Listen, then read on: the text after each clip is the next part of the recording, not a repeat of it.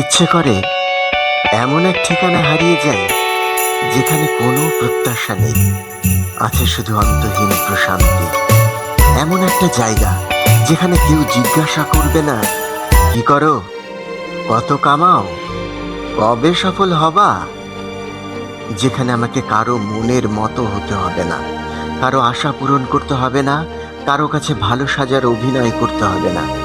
এমন একটা ঠিকানা যেখানে সকালে ঘুম থেকে উঠে বুকটা ভারী লাগবে না, যেখানে রাত হলে দুশ্চিন্তা নিয়ে ঘুমোতে যেতে হবে না, যেখানে কেউ আমার অতীত নিয়ে প্রশ্ন তুলবে না, ভবিষ্যৎ নিয়ে চাপ দেবে না। আমি ক্লান্ত, সবার প্রত্যাশা পূরণ করতে করতে আমি ক্লান্ত, নিজেকে প্রমাণ করতে করতে আমি ক্লান্ত। এই ভিড়, এই শব্দ, এই অভিনয়, এই ভালো আছি বলার নাটক, সব কিছু থেকে আমি ক্লান্ত। তাই ইচ্ছে করে একদিন সব কিছু ছেড়ে এমন এক জায়গায় চলে যাই যেখানে নেটওয়ার্ক নেই, শব্দ নেই, ভিড় নেই, আছে শুধু আমি আর একটু শান্তি।